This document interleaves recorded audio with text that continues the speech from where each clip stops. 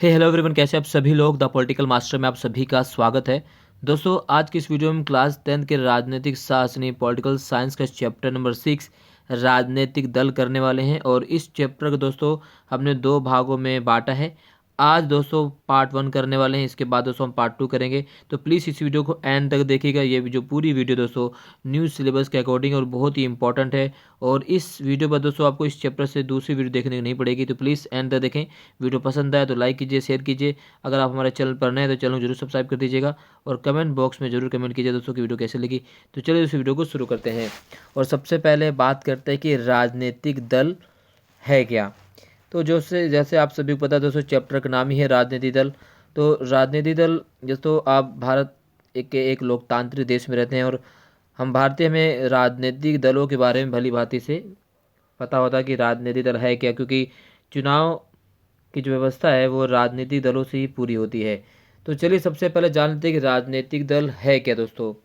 तो राजनीतिक दल क्या है दोस्तों? लोगों का एक समान विचारधारा वाला समूह। जी हाँ, क्या है? लोगों का एक समान विचारधारा वाला समूह है जो राजनीतिक सत्ता प्राप्त करने के लिए चुनाव लड़कर बहुमत प्राप्त करने की कोशिश करता है। इसे हम राजनीतिक दल के नाम से जानते हैं दोस्तों। यानी आप इसे कह सकते हैं कि दोस्तों राजनीतिक दल जो है तो होता है कुछ लोगों का समूह है जिसकी अपनी एक समान विचारधारा होती है। और ये जो लोग हैं एक दूसरे से बहुत नज़दीक होते हैं। और नज़दीक इसलिए होते हैं ताकि ये इकट्ठा मिलकर चुनाव लड़ सके और चुनाव में जीत कर बहुमत प्राप्त कर सके। यानी बहुमत प्राप्त करने के लिए, चुनाव जीतने के लिए ही राजनीतिक दलों की इस दोस्तों उत्पत्ति होती है। और यही राजनीतिक दल जो है शासन में भागीदारी निभाते हैं चुनाव में बहुमत आने के बाद, मिल जाने के बाद।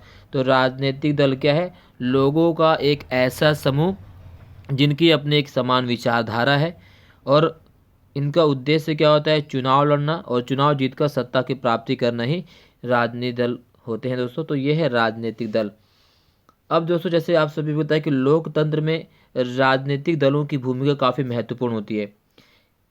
ठीक है, बहुत ही ज़्यादा महत्वपूर्ण है लोकतंत्र में राजनीतिक दलों की भूमिका, क्योंकि यह संवैधानिक ढांचे को बनाने वाली राजनीतिक तथा सरकार की कार्यप्रणाली के लिए और भी महत्वपूर्ण होती है। यानी अगर हम बात करें दोस्तों लोकतांत्रिक देशों की, तो लोकतंत्र में हम बात करें तो राजनीतिक दल होते हैं जिनका चुनाव जनता करती है। और वो जनता जब राजनीतिक दलों को चुनाव में जिता देती है, उन्हें बहुमत प्राप्त होता है, तो जनता के अधिकारों की रक्षा भी राजनीतिक दल करते हैं। जनता के लिए जन कल्याणकारी कार्य भी राजनीतिक दल ही करते हैं। नियमों का निर्माण भी राजनीतिक दल करते हैं, जिससे जनता के जो है दोस्तों विकास में जो बाधा समाप्त होती है। यानी आप प्रकार कह सकते हैं कि जनता के विकास के लिए, देश के विकास के लिए, लोकतांत्रिक विकास के लिए राजनीतिक दलों का होना काफ़ी महत्वपूर्ण माना जाता है। तो यह है राजनीतिक दल। तो राजनीतिक दल क्या है ये यहाँ पर क्लियर हो जाता है दोस्तों। चलिए अब बात कर लेते हैं कि राजनीतिक दल की जो व्यवस्था है, यहाँ से आप देख सकते हैं। यहाँ पर आप तृणमूल कांग्रेस देख सकते हैं, बीजेपी, कांग्रेस, आईएनसी, सीपीआई, ठीक है, सीपीआईएम, ठीक है, बहुजन समाज पार्टी। तो दोस्तों अगर हम भारत की बात करें तो भारत में कुल 8 राष्ट्रीय राजनीतिक पार्टियां हैं। हालांकि इसकी चर्चा हम दोस्तों नेक्स्ट पार्ट में करेंगे, बट अभी जो है राजनीतिक दल की बात करते हैं। तो विभिन्न देशों में राजनीतिक दलों की अलग अलग स्थिति व व्यवस्था होती है। ऐसा नहीं है कि पूरे विश्व में एक जैसे ही राजनीतिक दल पाए जाते हैं। हर विश्व में, देश के हर विश्व के हर हिस्से में अलग अलग राजनीतिक दल व उनकी स्थिति अलग अलग होती है। कुछ देशों में कोई भी राजनीतिक दल नहीं होता। जैसे एग्जाम्पल के लिए अगर हम बात करें दोस्तों, जैसे नॉर्थ कोरिया, वहाँ पर कोई भी राजनीतिक दल नहीं, वहाँ पर तानाशाही है। और कहीं एक ही दल होता है जिसे हम कहते हैं दोस्तों डोमिनेट होता है, जिसे एक दलीय व्यवस्था का नाम जानते हैं। कहीं मुख्यतः 2 दल होते हैं जिसे हम द्विदलीय व्यवस्था कहते हैं। कहीं दोस्तों बहुत सारे दल होते हैं जिसे हम बहुदलीय व्यवस्था का नाम जानते हैं। इसकी भी चर्चा हम आगे करने वाले हैं। और लोकतांत्रिक राजनीतिक व्यवस्था में राजनीतिक दलों के स्थान केंद्रीय अवधारणा के रूप में अत्यंत महत्वपूर्ण होता है, यह माना जाता है दोस्तों। तो ये राजनीतिक दल की स्थिति है। यानी देश और स्थिति के अनुसार जो है राजनीतिक दलों की अलग अलग स्थिति व व्यवस्था होती है। किसी देश में कोई भी राजनीतिक दल नहीं होता है, फिर भी वहाँ पर शासन चलता है। किसी देश में एक दल होता है, एक दल का प्रभुत्व होता है। किसी देश में 2 दल का प्रभुत्व होता है, किसी दल में बहुदल का प्रभुत्व होता है। इसकी चर्चा भी हम आगे करने वाले हैं। क्लियर दोस्तों? चलिए अब हम बात करते हैं राजनीतिक दल के प्रकार। तो दोस्तों देखो, राजनीतिक दल का क्या उद्देश्य क्या होता है? चुनाव लड़ना और चुनाव लड़कर बहुमत प्राप्त कर शासन करना। बट ऐसा नहीं होता कि हमेशा, क्योंकि जब चुनाव लड़ा जाता है, चुनाव जीता जाता है, तो कोई एक ही दल चुनाव जीतता है और उसी के माध्यम से वो शासन करता है।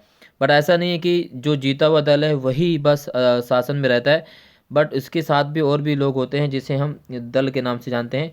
तो राजनीतिक दल में दो प्रकार की व्यवस्था होती है दोस्तों। एक होता है शासक दल, यानी वह दल जिसका शासन हो, अथवा सत्तारूढ़ दल का शासक। यानी शासक दल क्या होता है? जिसकी सरकार, यानी जिस राजनीतिक दल को चुनाव में बहुमत प्राप्त होता है। जैसे फॉर एग्जांपल के लिए यहाँ पर आप स्क्रीन देख सकते हैं दोस्तों कि जो भारत के लोकसभा चुनाव हुए थे 2019 में, उसमें बहुमत किसे प्राप्त है? बीजेपी के। तो ये जो बीजेपी हैं दोस्तों, वो उन्हें हम क्या कहेंगे? शासक दल, यानी एनडीए है। इसकी एनडीए की चर्चा दोस्तों आप क्लास 12 में करेंगे, बट अभी मैं आपको बता देता हूँ कि बीजेपी जो है वो शासक दल है, और जो कांग्रेस है जो विरोधी दल है। यानी क्योंकि इसे बहुमत नहीं मिला है और इसे इतनी सीटें नहीं मिली हैं कि ये शासक चला सके, शासन कर सके या राजनीतिक दल के मुखिया बन सके। बट ये है क्योंकि इसे इतने कम वोट मिले, जिससे विपक्षी पार्टियां हैं, तो इन्हें हम विरोधी दल कहते हैं। विरोधी दल क्या होता है? वह राजनीति जो चुनाव में बहुमत प्राप्त करने में असफल रहने के कारण सरकार का गठन नहीं कर पाते हैं और सत्तारूढ़ दल की आलोचना करते हैं, तो ये विरोधी दल होते हैं। तो दोस्तों विरोधी दल और शासक दल दोनों को ना बहुत ज़रूरी है, क्योंकि कभी कभी क्या होता है कि अगर शासक दल जो है निरंकुश बन जाता है और जनता के अधिकारों को हनन करता है, तो जो ये विरोधी दल होते हैं ये संसद के सत्रों में, लोकसभा में, राज्यसभा में जनता की आवाज़ उठाते हैं और शासक जो गलत कार्य करते हैं, शासक दल जो घटक दल होते हैं, उनको बार बार ये याद दिलाते रहते हैं कि आप जो है गलत कार्य कर रहे हैं और ऐसा कोई कार्य ना करें जिससे जनता को नुकसान पहुंचे। तो दोनों दल बहुत ही महत्वपूर्ण हैं, जो वो भी दल जो शासक दल होते हैं और वो भी दल जो विरोधी दल होते हैं। तो दल दो प्रकार के होते हैं, शासक दल और विरोधी दल। क्लियर? चलिए अब हम बात करते हैं दोस्तों राजनीतिक दल के तत्व। तो राजनीतिक दल के 3 तत्व होते हैं। कितने तत्व होते हैं दोस्तों? राजनीतिक दल के जो है 3 तत्व होते हैं। तो सबसे पहला जो तत्व होता है दोस्तों वो होते हैं नेता। ये देखिए नेता साहब जो हाथ जोड़ रहे हैं। नेता क्या होते हैं? नेता किसी भी राजनीतिक पार्टी के, अगर हम बात करें कि जो समूह का नेतृत्व करते हैं, जैसे वर्तमान में अगर हम बात करें बीजेपी हमारे शासक दल हैं, तो बीजेपी के जो नेता है हमारे प्रधानमंत्री माननीय श्री नरेंद्र मोदी जी, वो जो है क्या नेता हैं, और वो क्या करते हैं? समूह का, पूरे बीजेपी दल का नेतृत्व करते हैं और वे जन समूह के प्रतिनिधि के रूप में भी कार्य करते हैं। तो ये यानी राजनीतिक दल जो है 3 तत्वों से मिलकर बनता है। तो नेता, जैसे एग्जाम्पल कि मोदी जी नेता हो गए। उसके अलावा दूसरे कौन से लोग होते हैं? सदस्य। यहाँ पर देख सकते हैं किस तरह से हमारे नेता जिंदाबाद। तो सक्रिय सदस्य कौन होते हैं? राजनीतिक पार्टी के सभी क्रियाकलापों में, कार्यकलापों में उपस्थित रहकर पूरी तरीके से उसकी जो कार्यशैली होती है उनके अनुरूप कार्य करने वाले लोग ही क्या कहलाते हैं दोस्तों? सक्रिय सदस्य कहलाते हैं। और जो भी मान लेते कोई व्यक्ति पार्टी का सदस्य है तो वो क्या कहलाएगा? सक्रिय सदस्य कहलाएगा। और पार्टी की विचारधारा को ये जनता में पूरी तरह से फैलाते हैं और जनमत संग्रह में सहायक होते हैं। तो सक्रिय सदस्य बहुत महत्वपूर्ण भूमिका निभाते हैं किसी भी राजनीतिक पार्टी में और उसी पार्टी जिताने में, जो सक्रिय सदस्य होते हैं। ठीक है दोस्तों। तीसरे कौन लोग होते हैं? अनुयायी। अनुयायी कौन है? आम लोग, यानी ये वे लोग जो किसी पार्टी के विचारों से सहमति रखते हैं और तथा कभी प्रत्यक्ष और अप्रत्यक्ष रूप से पार्टी का समर्थन करते हैं, और हम उन्हें क्या कहते हैं? अनुयायी कहते हैं। तो 3 प्रकार के किसी भी दल के 3 प्रकार के तत्व होते हैं। राजनीतिक दलों के 3 तत्व होते हैं। पहले नेताजी होते हैं, दूसरे होते हैं सक्रिय सदस्य और तीसरे होते हैं अनुयायी। तीनों के दोस्तों अपने अलग अलग कार्य हैं, तीनों बहुत ही महत्वपूर्ण हैं। नेता जो है सभी संगठन को, समूह को एकत्रित करता है। सक्रिय सदस्य चुनाव जीतने में मदद करते हैं और पार्टी के जो विचारधारा है लोगों तक पहुंचाते हैं। और अनुयायी कौन होते हैं? वे लोग जो पार्टी से विचारधारा से सहमति रखते हैं और उन्हें वोट देकर उन्हें जिताते हैं। ठीक है। तो ये होते हैं दोस्तों राजनीतिक दल के तत्व है। चलिए अब बात करते हैं दोस्तों राजनीतिक दल की आवश्यकता क्यों है। दोस्तों राजनीतिक दल की आवश्यकता क्यों है? जैसे आप सभी को पता है कि अगर हम भारत की बात करें तो भारत एक लोकतांत्रिक देश है और लोकतांत्रिक देश में राजनीतिक दलों की बहुत ही महत्वपूर्ण भूमिका होती है दोस्तों। अब आवश्यकता क्यों है? तो राजनीतिक दल जो है दोस्तों जनमत का निर्माण करने में बहुत ही महत्वपूर्ण भूमिका निभाते हैं और जनता की किसी मुद्दे पर राय एक जैसे नहीं होती। आप सभी को पता है कि अगर हम किसी देश का शासन चलाने की बात करें तो जनता शासन नहीं चला सकती है, क्योंकि राजनीतिक दल जो है इनकी विचारधारा एक समान होती है और राजनीतिक दल में पार्टिसिपेट करने वाले सभी लोग एक विचारधारा को मानते हैं। तो एक विचारधारा होती है, तो ये दोस्तों है जो जनमत निर्माण करने में इनकी बहुत ही महत्वपूर्ण भूमिका होती है। जबकि जनता जो है अलग अलग राय रखती है, तो वो कोई भी काम आसानी से एक तरीके से नहीं कर सकती है। जैसे एग्जाम्पल के लिए, अगर आपके गली मोहल्ले में कोई काम हो रहा हो या नाली साफ़ करनी है, तो आप कहोगे भाई चलो हम नाली साफ़ करते हैं, तो वो लोग कह रहे नहीं मैं नहीं करूँगा, बोले ये तो गलत काम है, ये एमसीडी कर्मचारी करेंगे, ये निम्न वर्ग के लोग का काम है, हम ये साफ नहीं करेंगे। बट अगर वही काम राजनीतिक दल के लोग करेंगे तो उनकी एक विचारधारा, तो उसमें सभी लोग सहमत हो जाएंगे और वो नाली भी साफ हो जाएगी। मान लेते हैं आपकी गली कच्ची है, तो भाई आपने कहा कि भाई हमें अपने गली के निर्माण करना है, तो एक लोग तैयार हो जाएंगे, दो लोग तैयार हो जाएंगे, तीसरा क्या नहीं ये हमारा काम नहीं है, तो सरकार का काम है, ये हम काम क्यों करें। तो ऐसे विचार अलग अलग होते हैं नागरिकों के, जनता के। बट राजनीतिक दलों की विचारधारा एक होती है और इसलिए उन्हें जनमत निर्माण करने में सहायता मिलती है और इस वजह से हमें राजनीतिक दल की आवश्यकता होती है। दूसरा दोस्तों, लोगों के अलग अलग मुद्दों पर अलग अलग विचार होते हैं जो देश के लिए किसी प्रकार से लाभदायक नहीं होते हैं, क्योंकि देश को चलाने के लिए दोस्तों एक विचारधारा की आवश्यकता होती है और उसी विचारधारा पे जो है देश को, शासन को आसान रूप से चलाया जा सकता है। क्योंकि अपनी किसी भी देश की अपनी एक विदेश नीति होती है, घरेलू नीति होती है और उसी नीति के आधार पर देश का संचालन किया जाता है। और ये जो संचालन में राजनीतिक दल की भूमिका बहुत ही महत्वपूर्ण होती है, इसलिए भी हमें राजनीतिक दल की आवश्यकता है। राजनीतिक दल की अलग अलग विचारधारा को इकट्ठा करके एक निश्चित दिशा देते हैं। जी हाँ, क्योंकि ऐसा तो है नहीं, जो अब राजनीतिक दल में अनेक प्रकार के लोग शामिल होते हैं, जो उसमें हिंदू भी होते हैं, मुस्लिम भी होते हैं, सिख भी, ईसाई भी होते हैं, हर धर्मावलंबी उसमें शामिल होते हैं और जिनकी विचारधारा अलग अलग होती है। बट फिर भी उन्हें वो इकट्ठा करके एक निश्चित दिशा देते हैं जिससे देश और शासन व्यवस्था को सुचारू रूप से चलाया जा सकता है। तो ये कुछ चीज़ें हैं, कुछ पॉइंट है जिसके के लिए दोस्तों हमें राजनीतिक दलों की आवश्यकता होती है। क्लियर। चलिए अब हम बात कर लेते हैं दोस्तों राजनीतिक दलों के कार्य क्या होते हैं। तो राजनीतिक दल का सबसे बड़ा कार्य क्या है दोस्तों? चुनाव लड़ना। जैसे हमने कहा कि राजनीतिक दल का जो सबसे महत्वपूर्ण कार्य क्या होता है वो होता है चुनाव लड़ना। ठीक है, क्योंकि अगर हम बात करें अधिकतर लोकतांत्रिक देशों में राजनीतिक दल अपने उम्मीदवारों को राजनीतिक क्षेत्र में उतार कर चुनाव लड़ते हैं और यह एक अथवा दूसरे ढंग से अपना उम्मीदवार चुनते हैं। आप सभी को पता है कि अभी जैसे उत्तर प्रदेश, गोवा जो है, पंजाब, ऐसे कई राज्यों में चुनाव होने वाले, तो उसमें राजनीतिक दल जो अपने उम्मीदवार खड़े करेंगे और उम्मीदवार उतारेंगे, उम्मीदवारों को फिर चुनाव होगा और चुनाव जीतकर राजनीतिक दल जो है सरकार बनाएंगे। तो सबसे पहला काम क्या होता है? चुनाव लड़ना। दूसरा है दोस्तों नीतियों और कार्यक्रमों को सामने लाना। जो भी राजनीतिक दल जो होते हैं जनता के जन कल्याण के लिए दोस्तों नीतियाँ तथा कार्यक्रम बनाते हैं, उनका निर्माण करते हैं और जनता के सामने प्रस्तुत करते हैं। और मतदाता उस दल के उम्मीदवार को ही चुनाव करता है जिसकी नीतियाँ उन्हें सबसे अच्छी लगती हैं। जैसे एग्जाम्पल के लिए भाई कोई भी राजनीतिक दल का व्यक्ति आसपास के हमारे मोहल्ले में आता है तो चुनाव प्रचार करता है और चुनाव प्रचार में क्या कहता है? भाई हम आपके लिए सड़क बनाएंगे, रोड, अस्पताल बनाएंगे और इस तरह से आपके हर प्रकार की सुविधाएं देंगे।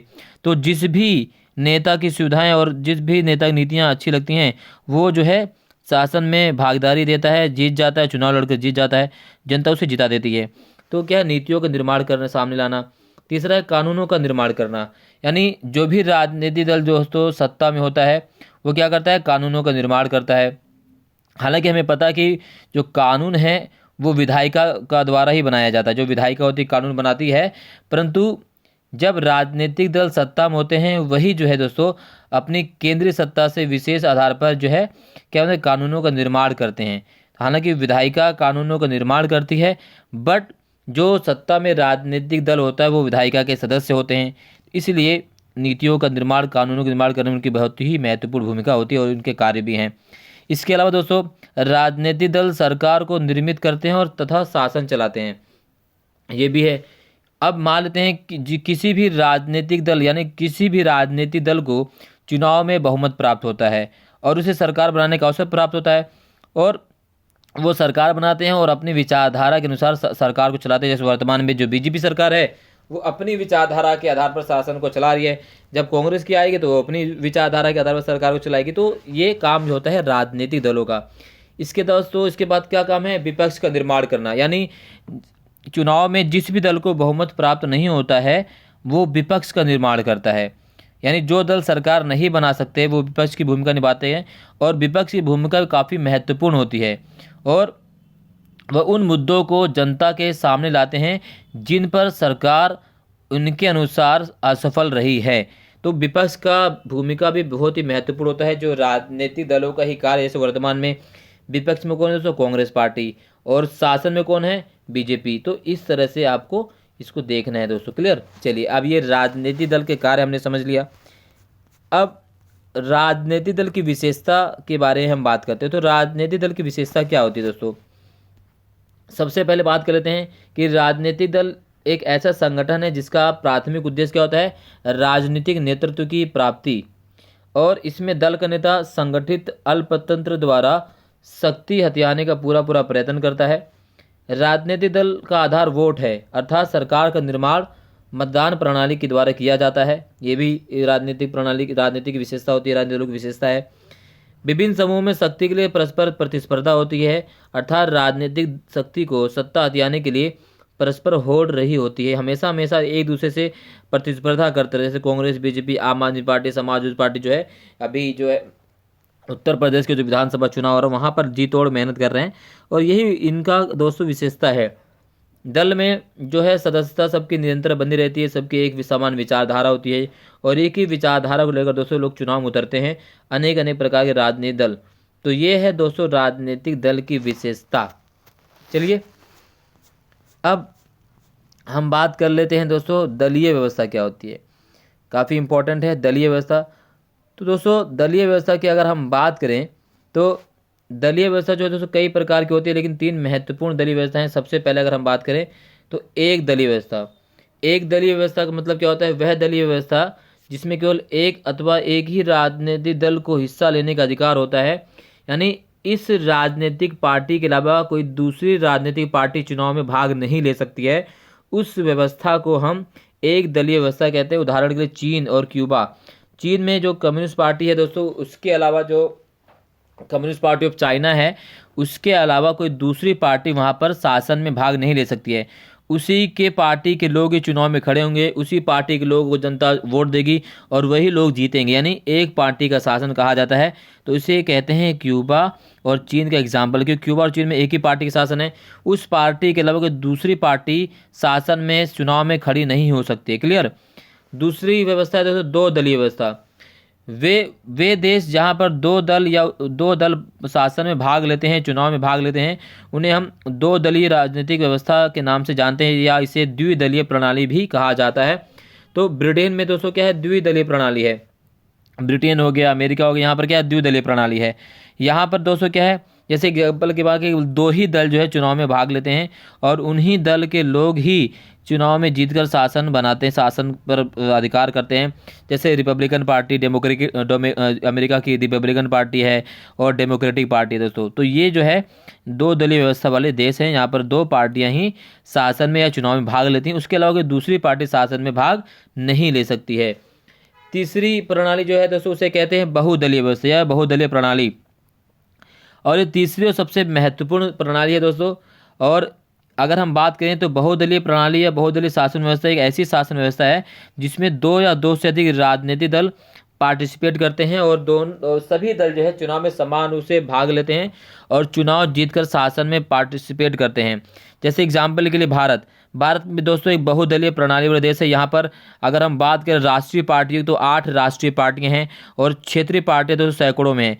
तो यानी यहाँ पर ऐसा नहीं है कि केवल बीजेपी ही चुनाव लड़ेगी या केवल कांग्रेस ही चुनाव लड़ेगी, नहीं। यहाँ पर बीजेपी भी लड़ेगी, कांग्रेस भी लड़ेगी, और आपका सपा भी लड़ेगी, बीएसपी भी लड़ेगी, टीएमसी भी लड़ेगी, ठीक है, इंडियन नेशनल कांग्रेस भी लड़ेगी, कम्युनिस्ट पार्टी ऑफ इंडिया भी लड़ेगी, कम्युनिस्ट पार्टी ऑफ मार्क्सवादी भी लड़ेगी। यानी हर दलों को छूट है चुनाव में अपने प्रतिनिधि उतारने का, अपने वोट प्राप्त करने का। ऐसा नहीं कि केवल एक दल ही चुनाव में भाग लेगा। तो ये जो बहुदलीय व्यवस्था काफ़ी महत्वपूर्ण है, जो भारत में अपनाई जाती है, बहुदलीय शासन प्रणाली। तो भारत दोस्तों बहुदलीय शासन प्रणाली का जीता जागता उदाहरण है, और ये लोकतांत्रिक का सबसे अच्छा जो है सिस्टम माना जाता है, अच्छा तरीका माना जाता है दोस्तों। तो ये है दोस्तों आज के इम्पोर्टेंट टॉपिक, ठीक है। इसका दोस्तों एक फाइनल पार्ट जो है सेकंड टॉपिक, जो सेकंड पार्ट है, इसके देखने के बाद दोस्तों वो मैं आपको वीडियो बना के दे दूंगा, वहाँ से भी उसे कवर कर लीजिएगा। इस टॉपिक से संबंधित, इस पार्ट से में कोई भी दोस्तों डाउट है तो जरूर बताइएगा, कमेंट बॉक्स में पूछिएगा। और वीडियो अच्छी लगी तो जरूर लाइक कीजिए, शेयर कीजिए। हमारे चैनल पर आपने तो चैनल को जरूर सब्सक्राइब कर दीजिएगा। जय हिंद, मिलते हैं नेक्स्ट वीडियो में दोस्तों।